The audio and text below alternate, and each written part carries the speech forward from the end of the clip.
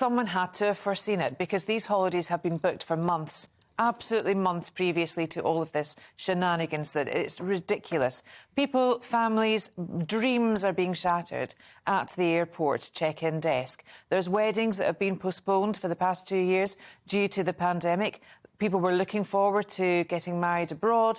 Their families can't make it. They can't make it. The nuptials are completely up in arms. We've got half-term now here in England and Wales. The travel industry has got blood on their hands. And I say that with regard and with agency. Apparently, it's the British Airport Authority's fault that this has happened.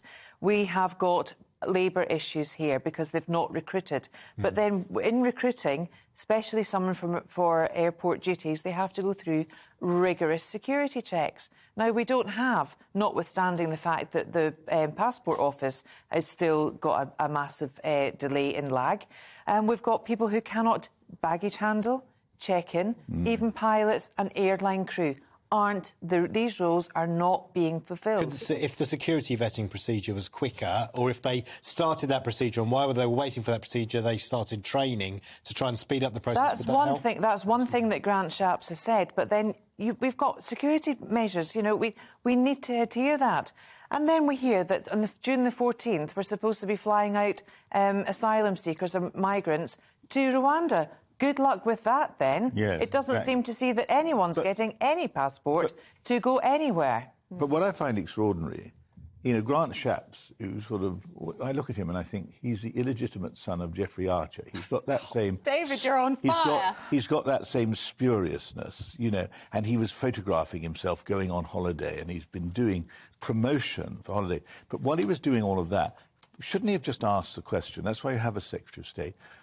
What is going to go wrong this summer? How do we address this? All of the things that have gone wrong are eminently predictable. Yeah, so why did Grant only wake up yesterday morning and discover it? Yes, it is. Why have him? Well, we have a private airline sector.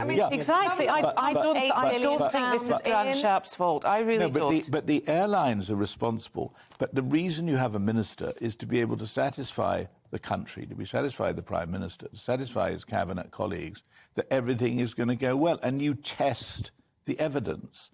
What testing of the evidence, even remote testing of the evidence would have shown that a lot of these airports were simply not able to cope. Manchester collapsed even before people had started to arrive. Surely that was predictable. Well, it is embarrassing with the Jubilee and the world sort of turning their attention to the UK. Lots of people travelling here for the event, and the question is really whether or not it's going to make UK PLC look sort of shambolic. But not only that, we've now got the rail strike happening as well this Jubilee weekend. So it's not only the airlines and the aviation industry that's in despair, it's actually the infrastructure. Is that going ahead, is it? Have they announced dates? They've announced TfL for Monday the 6th. Right. And there are some in London, but there's also Network Rail's potential for strikes, etc., all over. Yeah, that's the RMT. All over the country. If they announce dates, they're still in negotiations with the government. But the fact is, Paul, this could be going ahead. I was on the train from London to Preston last weekend, chatting to some of the key workers there, and they were saying, look, we were promised pay rises, they've not come through. The unions are saying this. The public are saying, why should we give public services 10% increase in wages? Well, think about it. They've not had a wage increase for over 3 years. I'm not saying, yes, do it. I'm not saying don't do it. But I'm saying listen to the reasons why there is this discontent in this country, and it's not going away. But you also have to realise... No one's going away because we can't. But when dealing with the transport unions, these are a highly politically motivated group. One of the papers went through their records, and a number of them are cozying up to Russia, are fans of Putin and so on. And this is the fifth column within British society.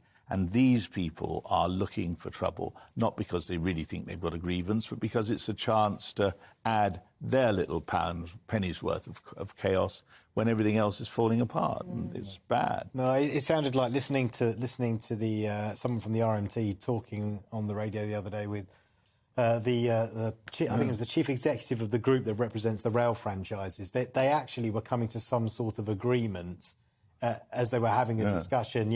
We do agree. The union was saying we do agree that there will have to be some job losses. We just say we don't want compulsory redundancies. we're prepared to go. Yeah, as long as we get a pay rise. But So look, it sounds like there will be some sort of deal. I think there's excuses for everything. You need to look at Scotland for this. The SNP took over the Scottish Rail network, and nothing is going to plan there. It's hashtag #ScotFail, for heaven's sake. No one can do anything. Welcome to the GB News YouTube channel. You can watch us live 24 hours a day, catch up on your favourite shows, and join in the conversation in the comments below. Don't forget to subscribe and you'll never miss any of our exclusive content.